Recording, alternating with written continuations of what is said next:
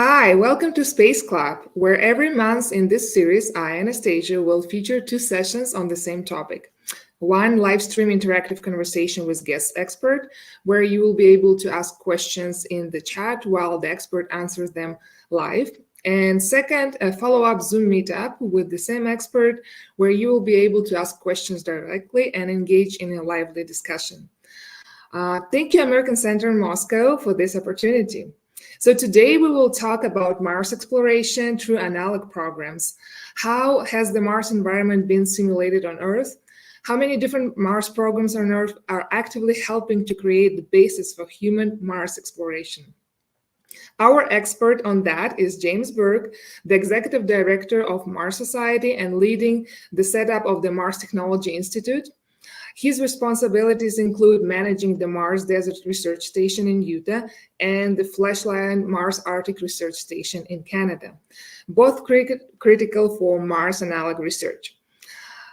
He commands Transatlantic Mars Desert Research Crew 261 and a notable mission in analog astronautics, which was featured on CBS and Northwest Aerospace News magazine. With background as Microsoft engineer and technical project director, James Burk combines broad technological expertise with deep passion for space exploration. James, hi. Hi, Anastasia. It's so great to be with you today. How are you doing? I'm doing great. There's a lot going on, but it's always fun to talk to a new community, and I'm really excited about today's event. Thank you so much for having time.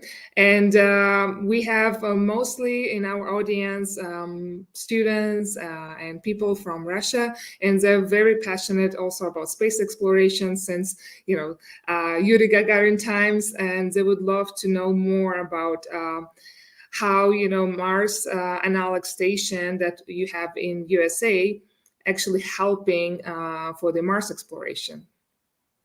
Yeah, it's fantastic to talk to the folks today in Russia, and I'm so excited and honored to be with you.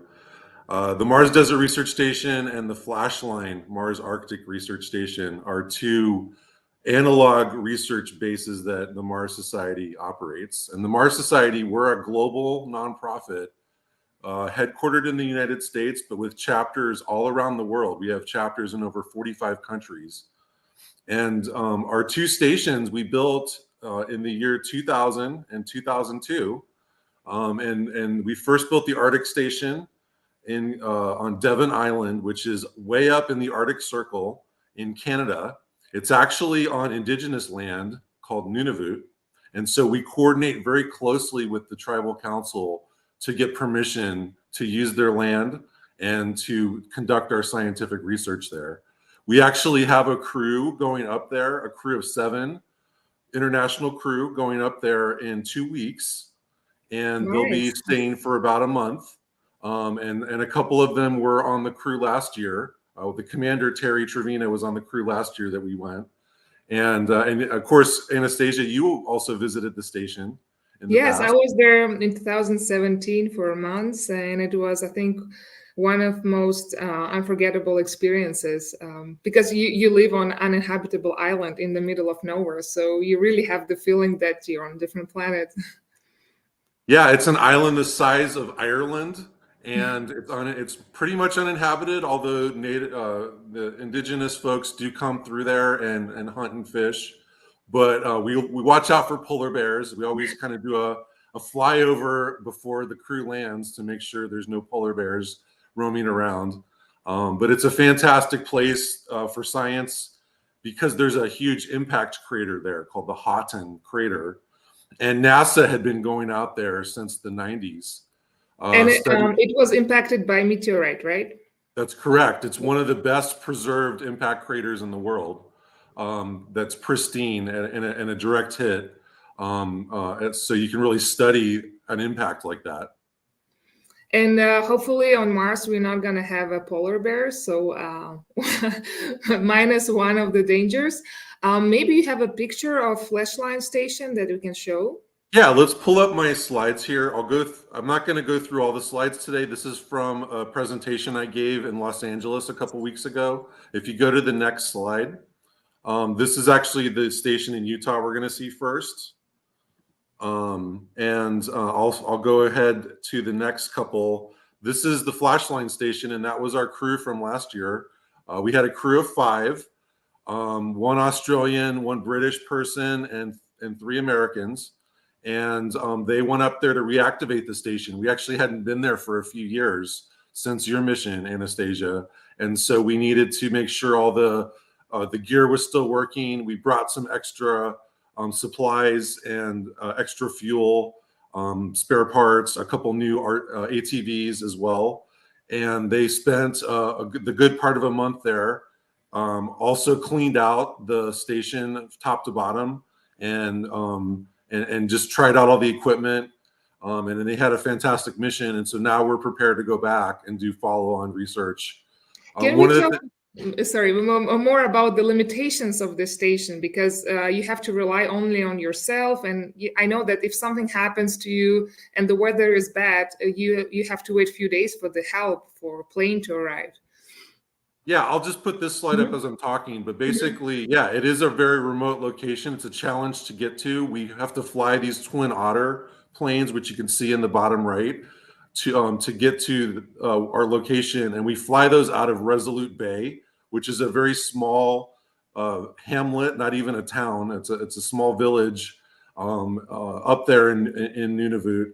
And then we take commercial travel from various places to get to Resolute from Iqaluit or Yellowknife, Canada.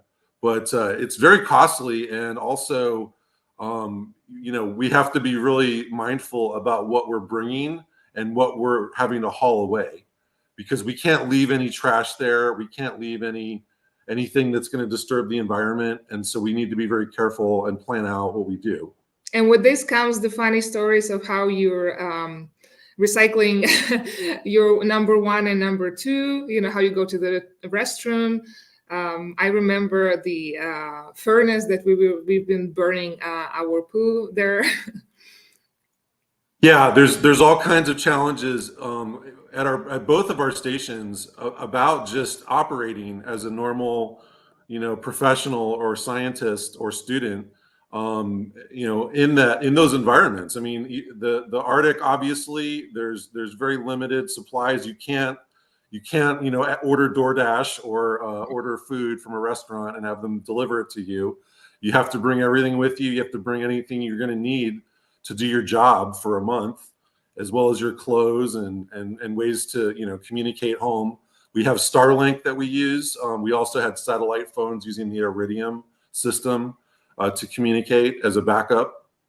But we were able, with Starlink, we actually were able to do some Zoom calls with schools in Australia and the Arctic last year, which was great. That's amazing. Also, we did an event in Kenya, between Kenya and the Arctic, which I was actually a part of as well in Seattle, Washington, in the US.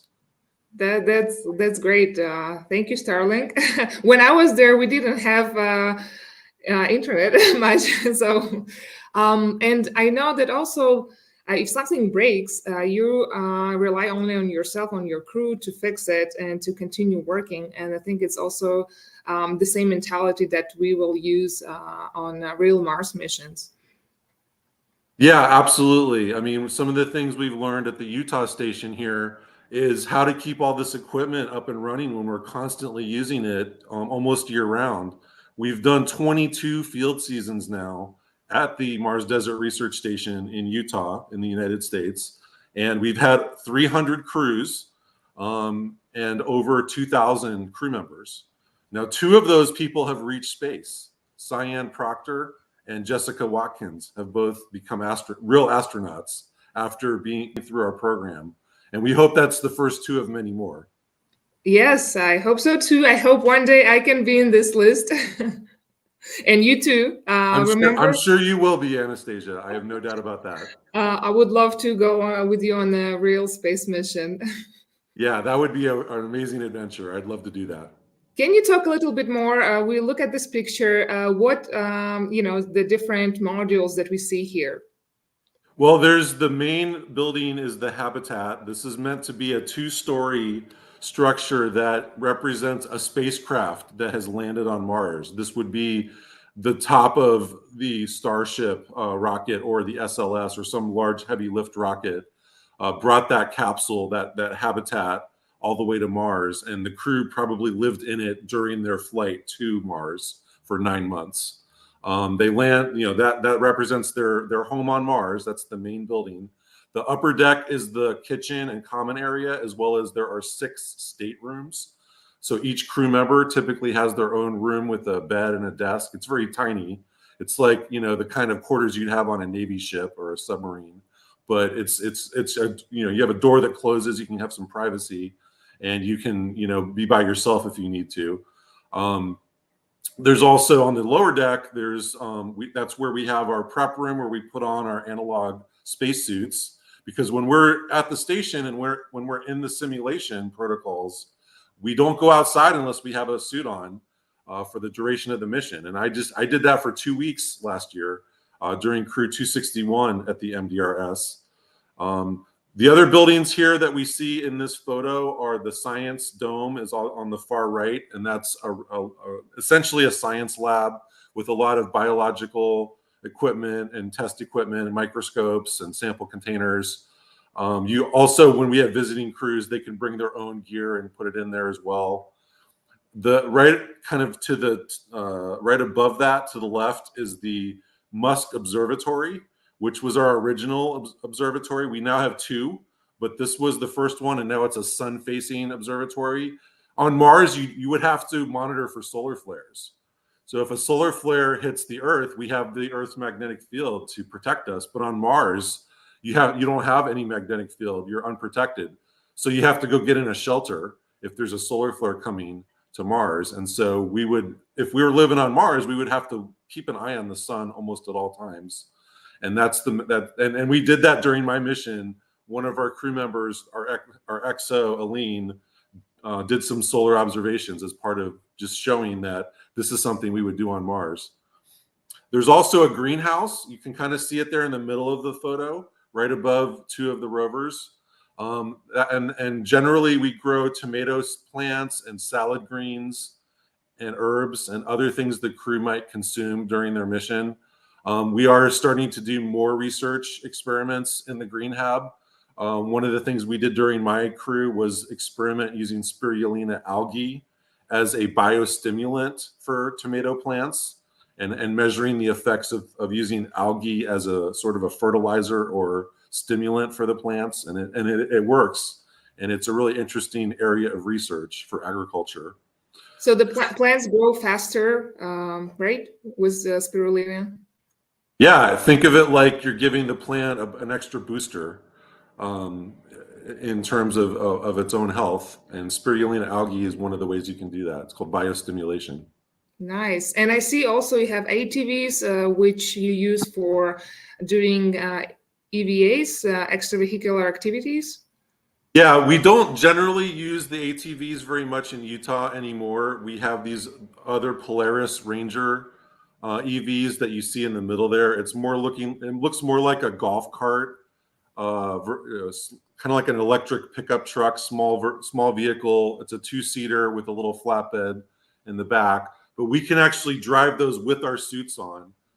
And so it's like having a realistic moon buggy or Mars buggy when you're out on EVA. And we actually, during my crew mission, we went all over the map, around the station. We were going on EVAs that were 4 and 5 kilometers away to see different parts of the area that are geologically interesting, we flew drones over the canyon, the Candor Chasma area nearby.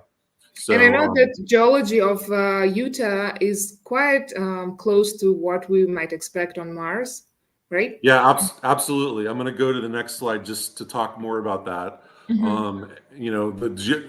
We found that this region of Utah, we selected it 24 years ago, around that, after a very exhaustive search of where in the United States we should put an analog station.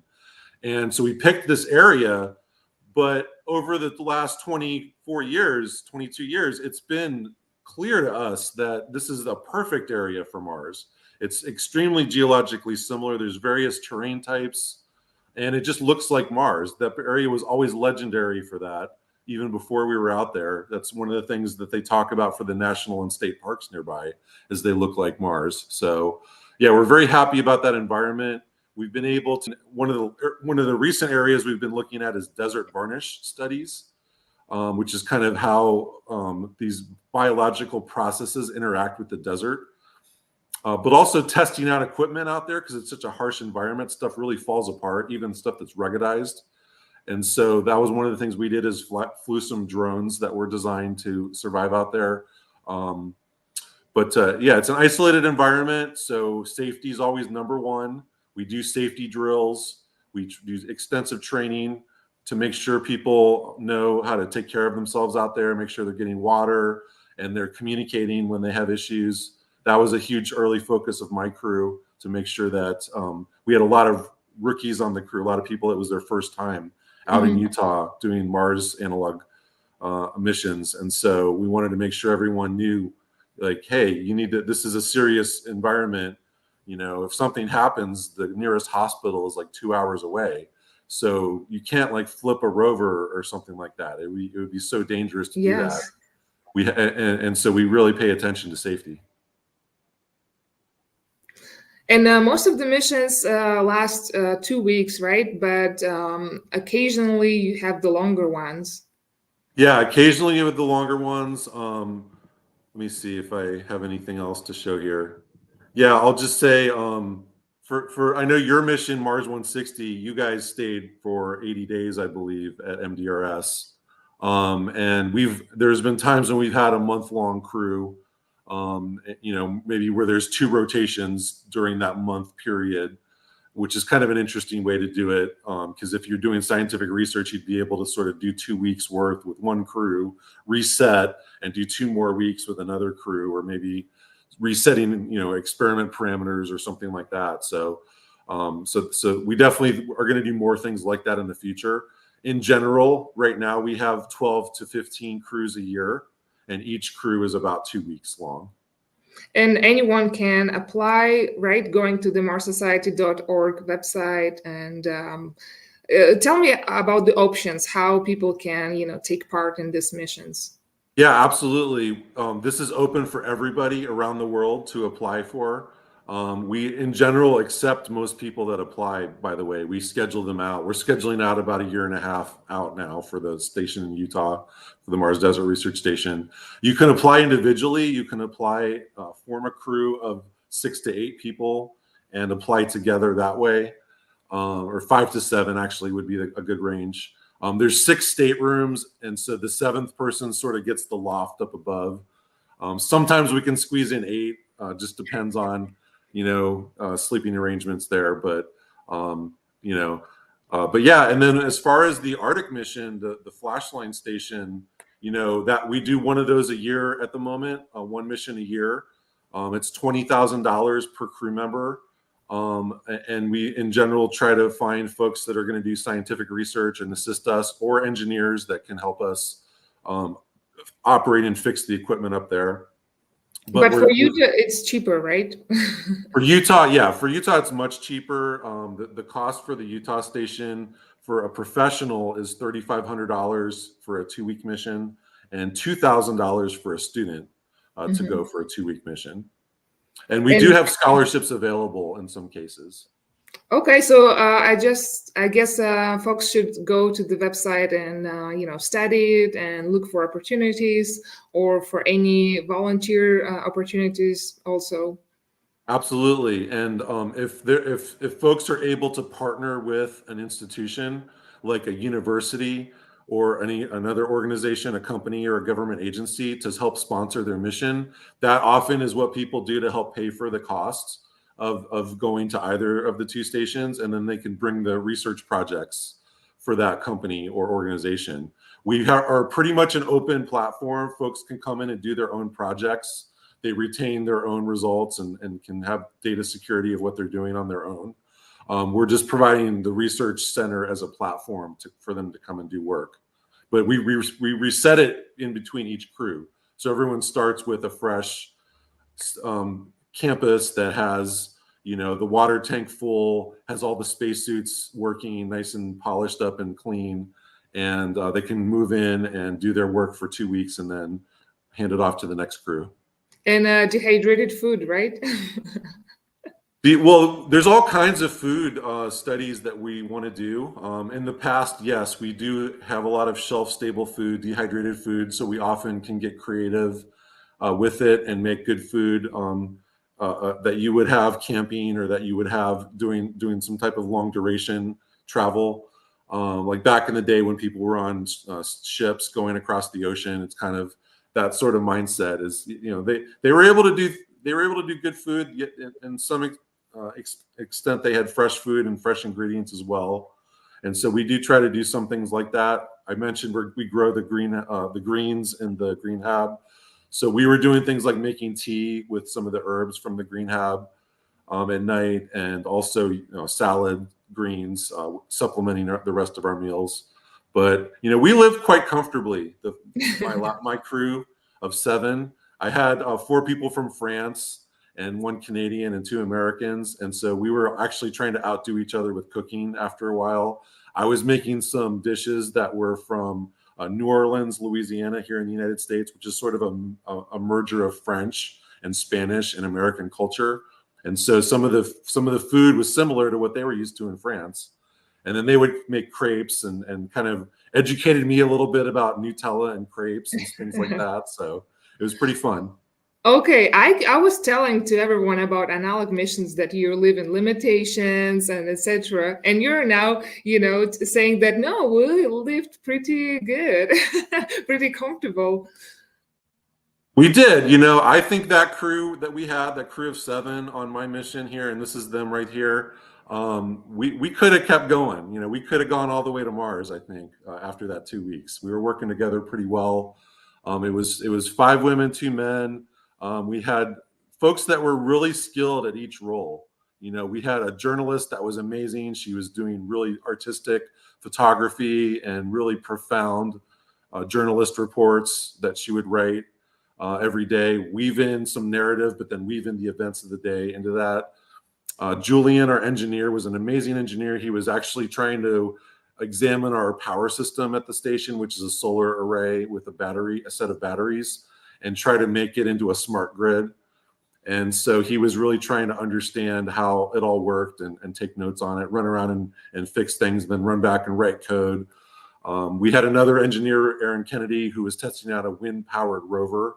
So she had this robotics expertise, and she built her own Mars rover that would be an experiment to go look for geysers on the South Pole with a rover that's like a big wheel that would just kind of get blown around over the course of months to try to see these geysers and photograph them on Mars. So yeah, and then other folks like Audrey, our medical officer, very skilled. She's a pharmacologist at University of Paris. She had a very thick French accent. So did my XO, Aline, and Julien and Cecile, the other 3 French crew members. And so we actually talked a bit about, communications protocols, talking over the radio, like not interrupting each other when we're talking inside the hab, because that was happening. And one person really didn't like that, so, And can you explain what is XO and in general, the structure in the crew usually? Yeah, it's sort of a space mission crew where you have a commander and you have a second in command, which is the executive officer, or XO. And so I was the commander. Aline Ducati, who's on the far left in this photo, she was the XO. She's a engineer for the European Space Agency in charge of pad safety at the Kourou Launch Center in French Guiana.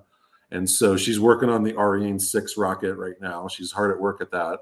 And she had analog experience from the Amadi mission that happened. She went to, I believe, the Negev desert for that a few years back for, I think, like a month-long analog mission they do out of the Austrian Space Society. And so, yeah, the 2 of us were the leaders, and we both had previous experience. I had a previous mission at MDRS as an XO as well. And then the rest of the crew were rookies, and they were just experts at their field. A medical officer, 2 engineers, a microbiologist, and a journalist. And I know that it's also very important to have to write the journalist reports, because Mars Society always emphasizes that how it's important, the public outreach, and for as many people as possible to understand the importance of Mars exploration and why this analog mission's been going on for so many years. Yeah, I mean, what's really important that we do is we research the human factors challenges. You know, we don't have the hardware that we're going to go to Mars with yet, so we can't literally test the spacesuits and the rovers and the buildings that we're going to have on Mars. So we have analogs of them. We have things that are just like them, but that are cheaper or sort of fake, so to speak, simulated. You know, our spacesuit is not actually pressurized, but we do have air blowing in the helmet, so you hear what you would hear in a real spacesuit, and it feels like you have a real spacesuit on. You're encumbered just like having a real spacesuit on. And so trying to actually go out in the field and do scientific research and work together as a team and use the radios and use the rovers and use other equipment, fly drones. We flew drones with our suits on, Julian and I, both at the same time. In fact, we did an EVA just to fly drones to get camera footage for Aline's documentary that she was doing. And that was actually my favorite EVA that we did the whole time.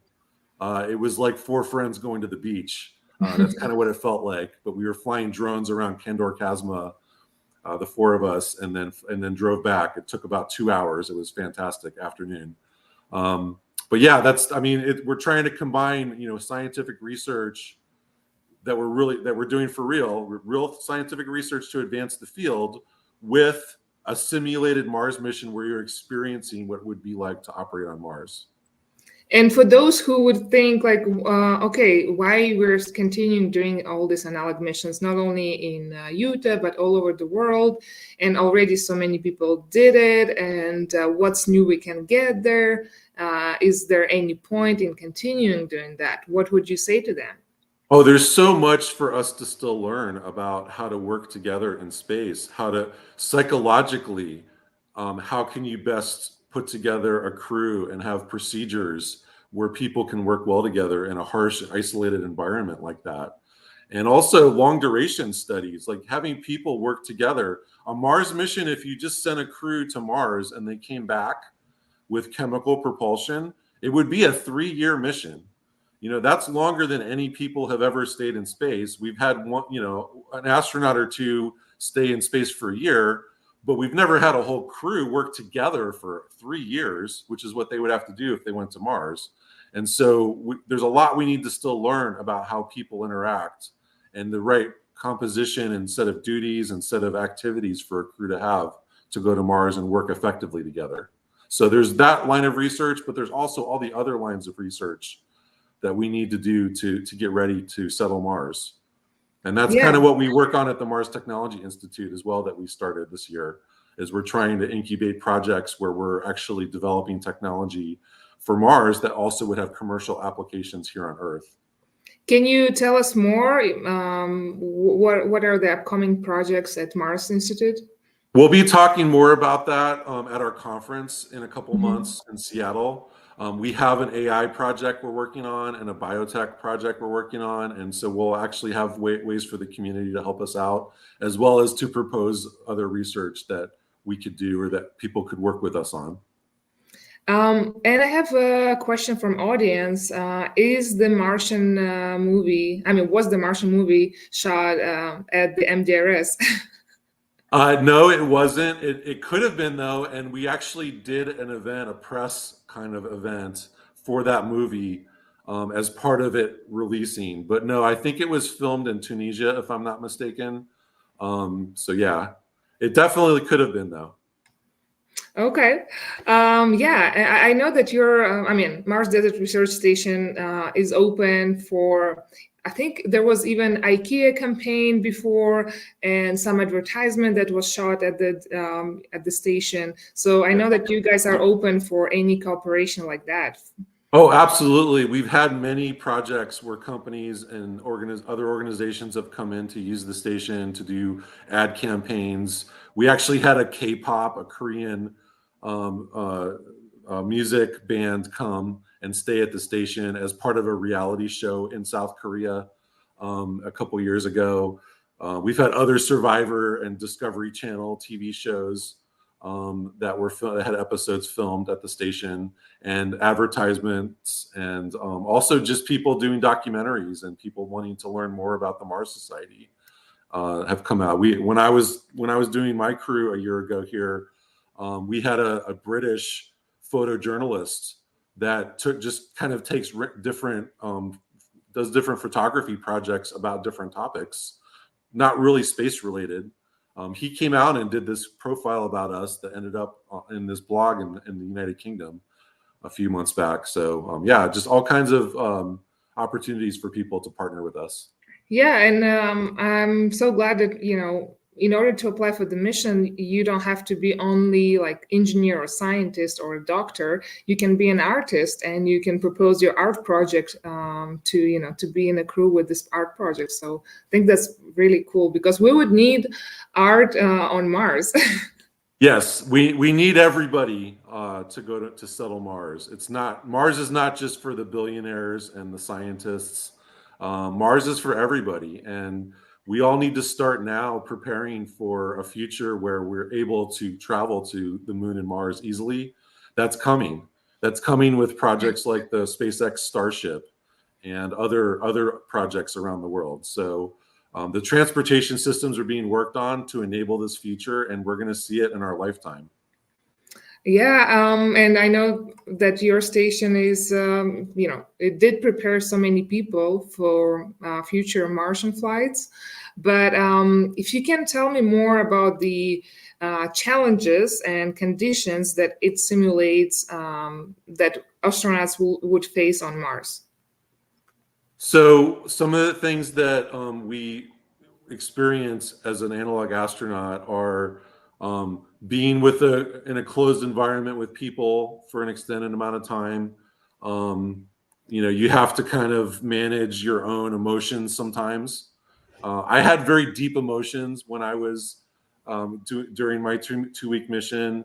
I was very excited, but I was also having other emotions like I miss my family, or there was a friend of mine that passed away that was on the last crew I was on, and so I was thinking about him a lot when I was there. That was another kind of emotional thing. And then when my team was working well together, just feeling proud and excited and happy that I was with them. So yeah, that those were things that I think astronauts all have to struggle with. Also, one of the things astronauts have to do is just run around and do a lot of stuff, monitor experiments, fix equipment, run through procedure checklists, talk, over the radio and repeat things over the radio. And so all those things and write crew reports, submit reports on what you're doing, writing, actually physically writing things, but also writing up things on a computer. Those were all things we did as analog astronauts that a real astronaut would do. And then some of the emergency things that would happen. We trained on how to get out of the suits really quickly in an emergency if we wanted to break sim. But we also trained on if someone was hurt out in the field, getting them back, quickly, or if someone was lost, going out and rescuing them. You had two people leave on EVA, then the rover has problems. You have to send another 2 people to go get them. So we practiced that as a safety drill. And so And I all think those it's things. also a lot of limitations. The lack of freedom that you're used to in your ordinary life. Like, you can eat wherever you want, you can take shower whenever you want, and sleep when you want. So it's like basically here you cannot do what you want. It should be kind of assigned with the whole crew and with the schedule and limitations in supplies. Yeah, it depends on the crew, really. It depends on what you plan to do, because I wouldn't say like you have to do everything. Like, there's definitely negotiation that's involved when someone doesn't like the tasks that they've been assigned, for example. there's always negotiation and pitching in by other crew members that can happen there. But yeah, you're right. Like, it is a very structured environment, and being on a crew, you're depending on each other for a lot of stuff. And so, often what happens is you do have a little bit of interpersonal conflict because of all that, because of the pressure, the schedule, just the fact that you're out in a hostile, isolated environment that's, in the desert, that's really dry, and everyone's getting dehydrated, has to drink a lot of water, keep on top of that. Or up in the Arctic, maybe it's super windy, or cold at night, or things like that. So, there's definitely things that you have to suffer through, and limitations you have on a mission like this. But that's what makes it so rewarding. That's what makes it, like, overcoming adversity is a great way to, like, build relationships with people and just have an adventure, right? Yeah. So. And I think on Earth you can, slap the door and say bye, and you don't have to work towards this relationship and compromise, or try to find the common ground. But in those kind of missions, you have to do that. Yeah, I mean, there's definitely ways to escape. The campus is big enough that you could go find privacy if you are upset at everyone, but it's always better just to work things out. And that we were always, me and my crew were always very focused on getting along and making sure we were communicating well and checking in on people. We definitely had times where a crew member was upset about something and kind of sulking or off on their own. And we would just go bring them food, or like go talk to them and things like that. And that usually solved whatever challenge it was. That's nice. That's super sweet of you. So you were not like a super harsh, strict commander. No, I was not. I was a servant leader. I was trying to make sure everyone worked well together, and we did. Okay, I will ask a few questions from the audience. Second question: candidates from which countries are allowed to become part of the next crew? We have no limitations on that. Yeah. Well, the next crew is already booked, but I guess I think a year wait list, right? Well, you're talking about for Flashline. No, for Mars Desert Research Station. So if someone applies right now, we would schedule them out for next field season, which would probably be like the spring of 2026-ish, something like that. I think the only limitation is to get US visa. If this person can get this visa, then he can come and do the research. Right. Yeah, we don't have any countries excluded by this program, and we've had people from all over the world. So that's great. That's amazing, and I think it's a great example how the whole world should work. I agree. Yes. We all should be working together to get to Mars and to settle space. Absolutely. Yes, we cannot. I mean, I think it will be super hard for one country to go to Mars and to do it successfully and for a long duration. Yeah, I think it's definitely going to be an international mission, the first mission to Mars, and I hope it's got everyone incorporated. Tell me, why is Mars such a significant target for human exploration compared to, Moon or other celestial bodies? Oh, that's a great question. Mars is unique. Mars is a place that we could live and bring a whole civilization to. It's got everything we would need to make advanced technology and to keep the crew and the people living there sustained. There's water ice that's plentiful on Mars. You have carbon dioxide in the atmosphere, so you can make methane, you can make rocket fuel, you can make water to drink and air to breathe.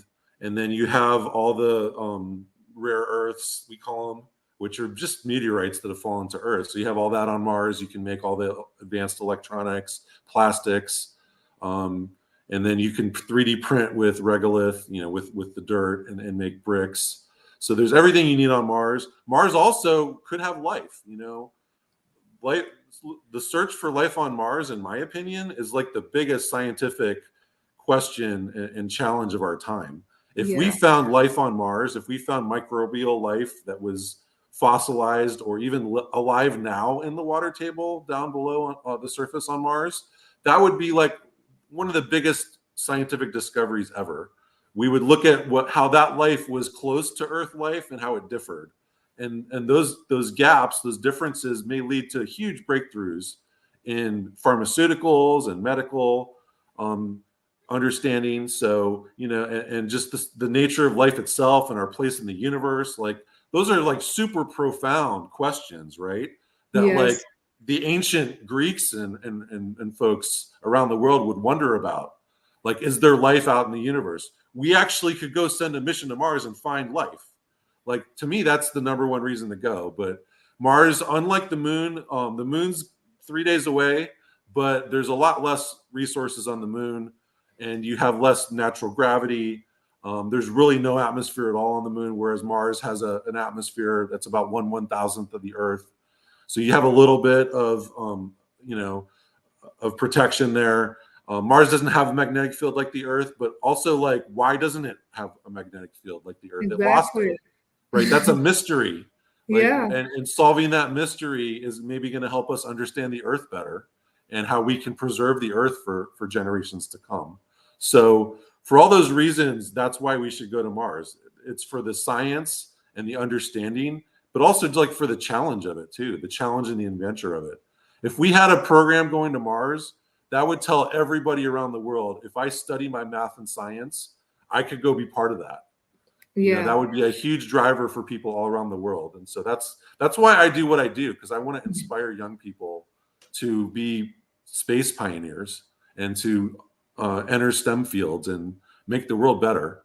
So, and I think that's what it's all about. I mean, I know that many space agencies now and many companies aiming for the moon, but I hope moon will be just the test bed for actually, going to Mars. Yeah, you can do both. You can do the moon and Mars in tandem. It's not an either or thing, and we definitely want to go to the moon so that we can get the experience of operating in a planetary surface environment. We've only had ever 12 people go to the moon, and the last crew went in 1972. That was before I was born, so like, we need to go back to the moon and get that experience and prepare us to go to Mars. And we can test our Mars hardware on the moon as well. Yes. And the funny fact about, not funny, but I think a very interesting one, that psychologists predict that when you fly to Mars, it's around like 7 months, right? With technologies nowadays. And they're afraid that the astronauts, the human being never experienced when you fly so far away. So you don't see Earth, but yet you don't see Mars. So you're basically like in an abyss. And they're afraid that this would cause psychological trauma or, I don't know, panic attack among astronauts. So for me, it's also, I'm so curious when we have the real mission, what would happen even during the flight, not talking about landing on Mars and living there. Right.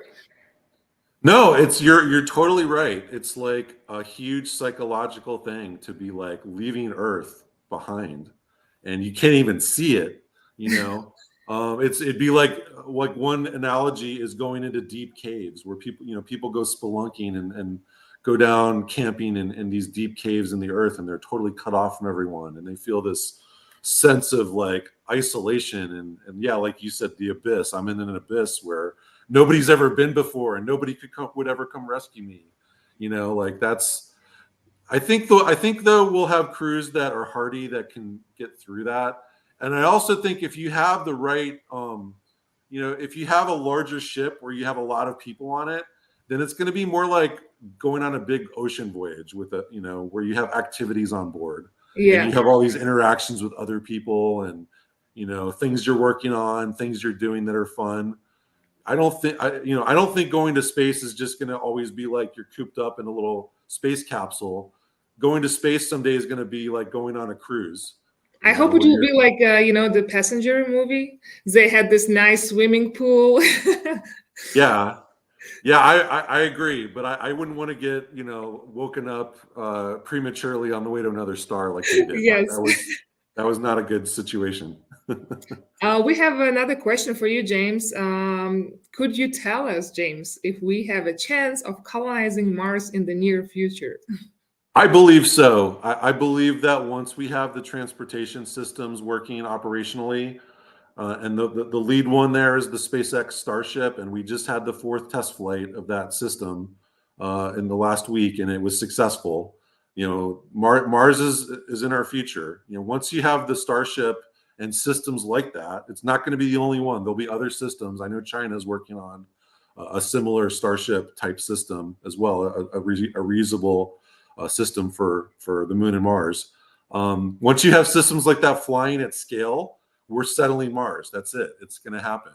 We're going to have a city on Mars. And my prediction is we're going to have a city on Mars by 2035. Wow, it's I think it's going exciting. to be that quickly. Yes. And I think the first cruise will land on Mars around 2030. That's optimistic, and I hope it will be like that, that you're a fortune teller. And And that's based on the development of Starship. If Starship it stays on track, if they're able to successfully do their refueling milestone. They're also talking now about scaling up Starship into a version 2 that would have more payload weight. That if that system is able to be developed by 2030, then it's going to fly people to Mars. that's amazing.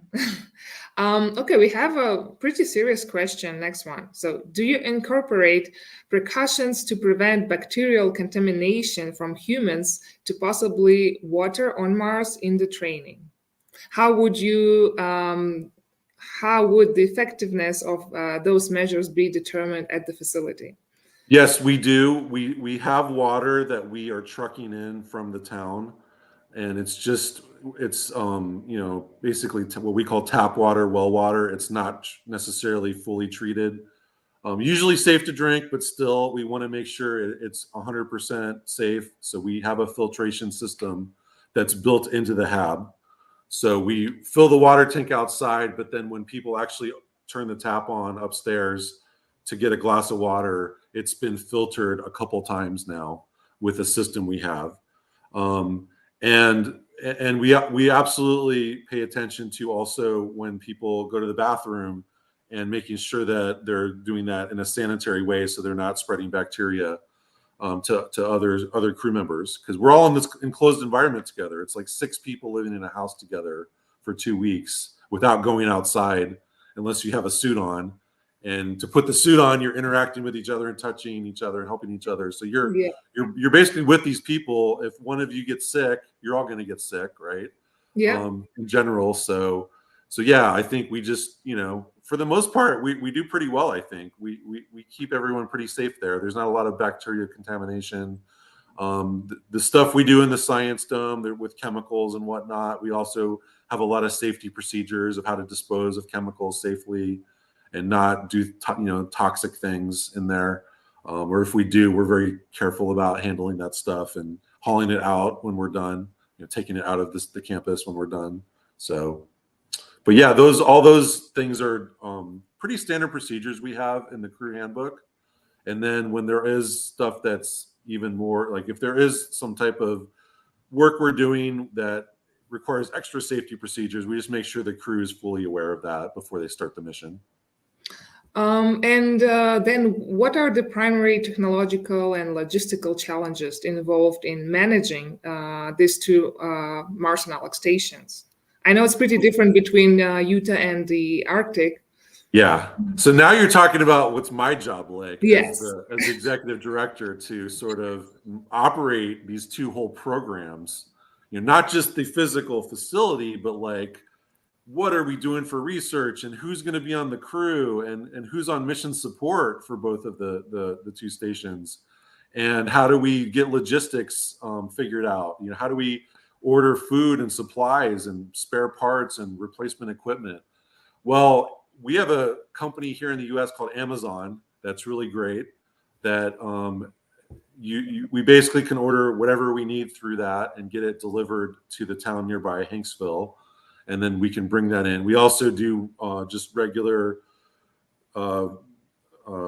supply runs up to the nearest town, which is Grand Junction, Colorado, and then we just go to like the Walmart or the Home Depot or one of those stores that everyone else goes to buy stuff. We'll get that and bring that in. But that's outside of the crew. That's basically the program staff, making sure the station and the campus are up and running and well maintained.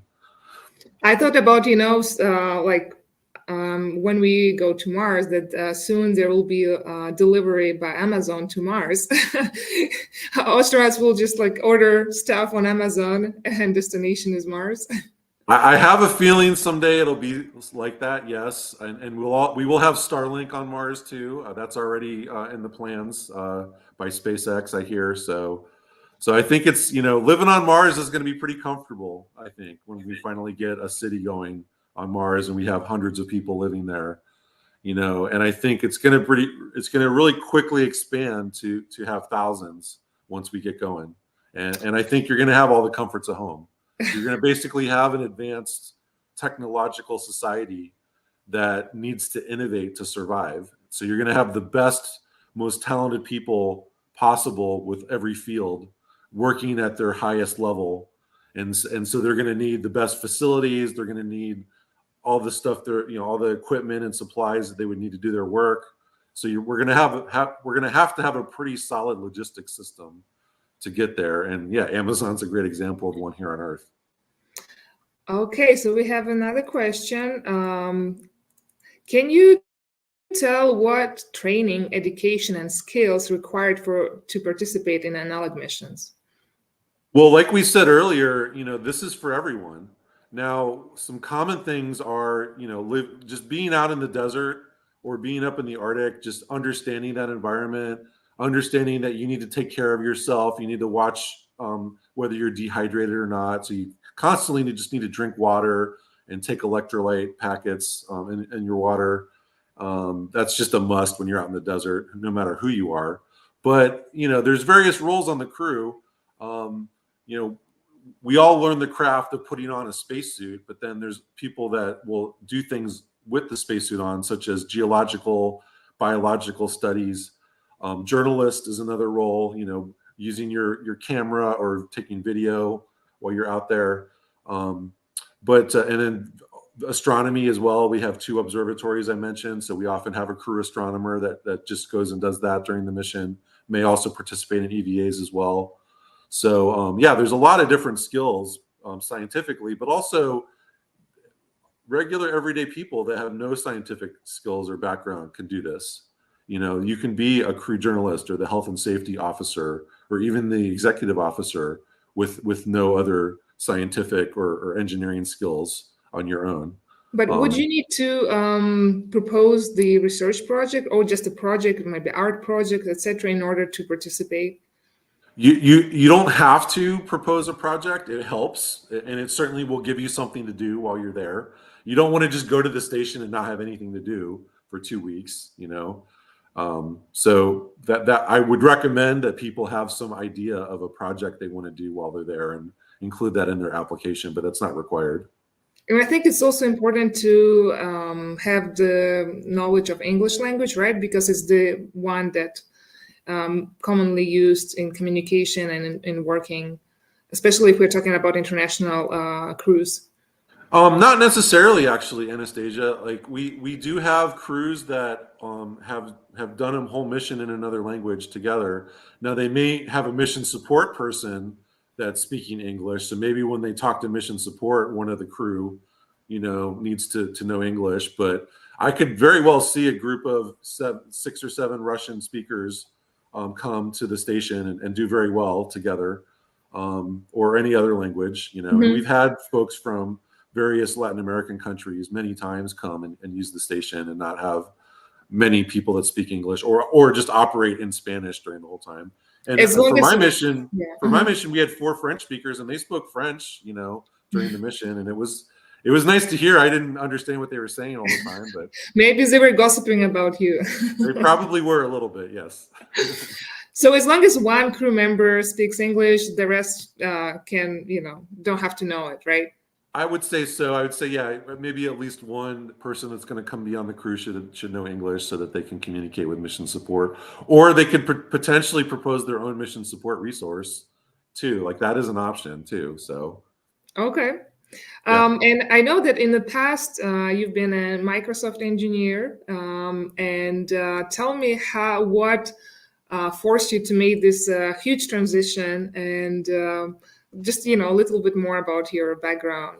Yeah, thank you. I did work at Microsoft for over 20 years, and I worked on a lot of different products like Office and SharePoint and Visual Studio, things like that. Um, but I always was a space person. I was volunteering for the Mars Society at night and on weekends. I was working on our websites and helping out with various things, doing events for STEM in Seattle, talking to people about Mars. Even when I was working at Microsoft. And I was known at Microsoft as like the Mars guy, the space guy. They weren't really doing anything space related at the time. Now they have a couple projects like Azure Orbital, which is like a ground station as a service product as part of the cloud platform Azure. But back then, yeah, it was kind of just my day job and paying the bills while I did my passion, working on Mars at night. And then about 3 years ago, I got the opportunity to become our executive director full time, reporting to Robert Zubrin, our president. And so I jumped at that opportunity. It's my dream job, and it's been a fantastic 3 years since I did that. And I'm really happy with how things are going at the Mars Society, and I plan to be here for a long time. And I think your example is amazing to show to the young folks there that you start with volunteering, with giving all your heart and passion, but then you will for sure have payback, and just not being afraid to do that, and not being afraid to change your career path and go out of comfort zone, and just follow your dream. Even if at that moment it seems impossible and crazy. And I would like you to tell, to our listeners, your wishes, your thoughts, any, suggestions for them. Well, thank you. I really appreciate the kind words. I hope everyone is as excited about exploring space as I am, and a positive future in space where we're going back to the moon and living on Mars and going off to the outer planets. There's other destinations in the solar system that are pretty exciting. The moons of Jupiter and Saturn may have life as well as Mars. Europa and Enceladus are pretty prime targets as well for scientific research. That's what excites me. That's what gets me up in the morning is the possibility of seeing those discoveries happen in my lifetime, and seeing people live in space and live on other planets in my lifetime. And we're right there. Like, it's going to happen. Like, I could taste it, so that's what gets me up in the morning. And that's what gets me so excited about what I do. And if you can taste it, okay, the last question is, did you think about the name of the first base on Mars? That's a great question. I think something that is uplifting and unifying would be a good name, something that is inclusive of all nations contributing to it. So maybe something like Unity, that would be a good name for it. Or maybe something like Alpha would be kind of Alpha based. That's kind of an interesting kind of science fiction-y name. And that was actually the first call sign for the ISS when the first American and Russian crew members arrived on Crew 1. They called it Alpha. So I like Unity because I'm ambassador of a charity space project called Unity, and I think it's a great one. Apparently, we don't have the last question. That one wasn't the last one, so I think this one is the last, and we're soon will end. So why not to leave Mars exploration to rovers and other probes as for now, and concentrate more on human settlement on the moon? SpaceX, NASA resources are not endless. I mean, that's a great question. Why go to space with people? Well, imagine you wanted to go visit Paris, France, and visit the Eiffel Tower. Would it be better if you went yourself or if you sent a drone? Which one's better for you if you want to visit the Eiffel Tower? Well, you'd want to go in person, right? You'd want to stand in front of it and see it and touch it and, have that perspective and that experience. That's why we want to go to Mars. But also, humans are going to be so much better at looking for life and looking for scientific discoveries and exploring than rovers are. for the same reason. We just have so many more capabilities when we're on the ground there than sending commands to a rover and waiting for it to come back the next day. And we are faster. Yeah, and also, we can think on the fly. We're adaptable. There's a lot more ground and we can cover and things we can do if we're there versus a rover. So it's really all about how serious you are about exploring and finding discoveries. That's what it is for me. Thank you, James. And we have a comment from the audience. Thank you so much, James. We're thrilled about this, going to Mars soon. So you inspired our listeners. And we will see you in 2 weeks at our Zoom sessions.